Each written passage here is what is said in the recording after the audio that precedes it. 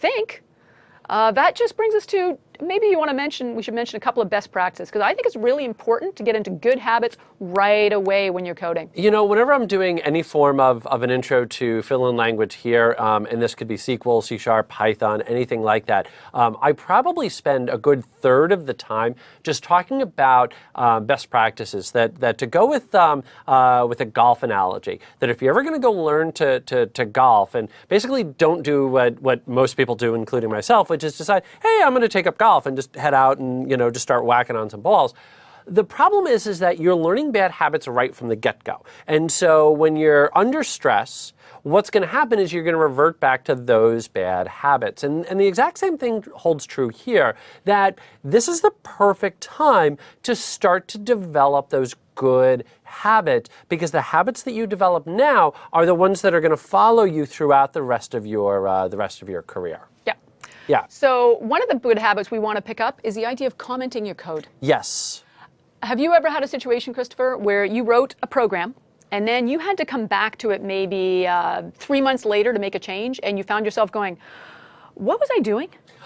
3 minutes later. I always like to say I have a great memory. It's just really short. The number of times where I've written something out and then go back to it later and I start to go, why in the world? Or the other one that gets me is I'll go in and I'll look at my code and I'll go, you know, why did I do it that way? It would have been much easier if I would have done it this way. And I'll go back in and I'll start recoding it, and I'll get about halfway through, and all of a sudden I realize, oh, that's why, because, you know, whatever the reason was. And so if you throw in those little comments, those kind of messages in a bottle, it makes it that much easier to remember later on exactly what it was you were doing.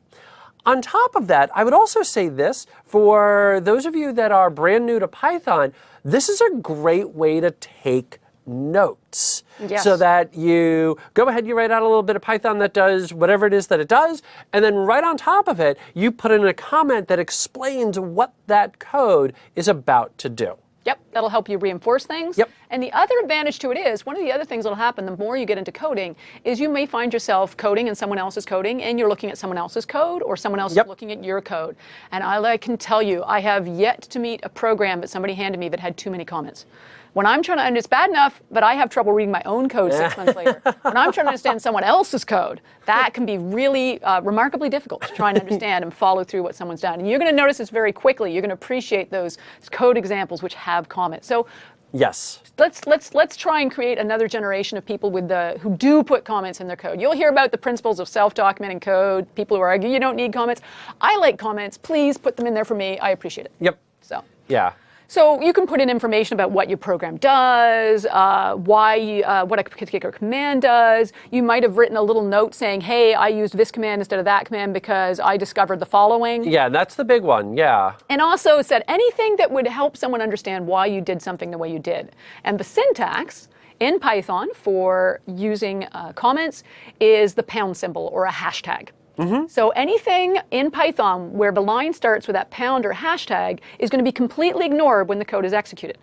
It's basically going to say, oh, those are just notes for you. Okay, fine, I'll ignore those. Yep. So if I go back to, let me go to Visual Studio again, and let's just do a little example.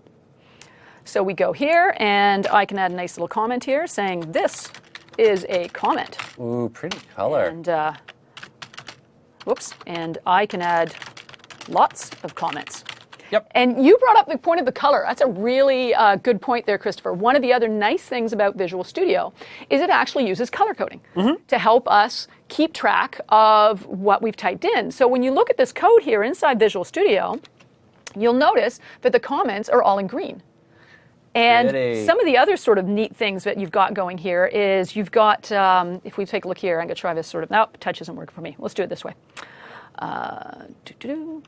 So you can actually see that the string, the string of text that's going to be displayed shows up in red.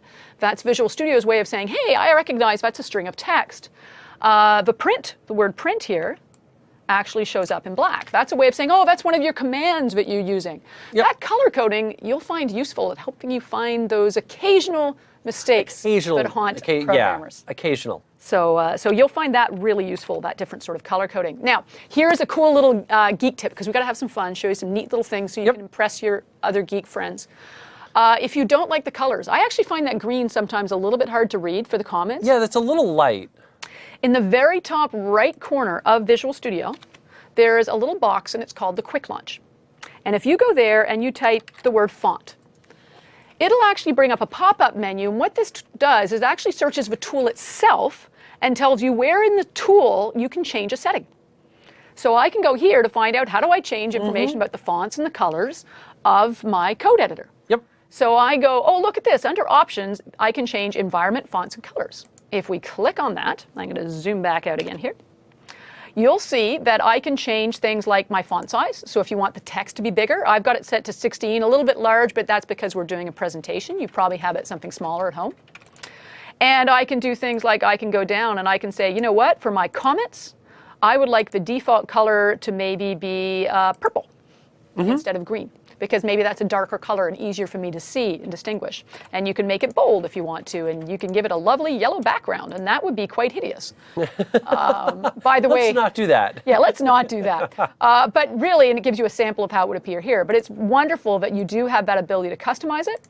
And I'm going to leave it, set it back to the default for now, which is green, just because I don't want to mess you up. I want to match what's on the slides. But you can change it to anything that you like. So you really can customize that look and feel inside Visual Studio. It's one of the nice features of the product. And I think, as we do that, so we've talked about the colors. Yep. You know what? I think if you have got that working, you are now a coder. Once you see that hello world appearing on the screen, add a comment, you are now a coder. And I do want to just real quickly here, first of all, let's not downplay this. Number one, congratulations. If you get something to print out on the screen, you're a coder. Yes. You know, it's like Susan and I both run, you know, sometimes people will say, oh, I'm not really a runner because I haven't done fill and distance here. If you run, you're a runner. Yes. If you write code, you're a coder. It's very simple. There is no, you know, nobody's like, you know, asking you to bring in a portfolio to, you know, confirm that you are or are not a coder. I mean, if you're going for a job, but that's something completely different, you know? But as far as whether or not you're a coder, hey, you're a coder. Yes. So. The other thing I do want to mention real quickly here, just because there's still been a fair amount of questions in the chat window, I just want to throw it up one more time. There's again the URL.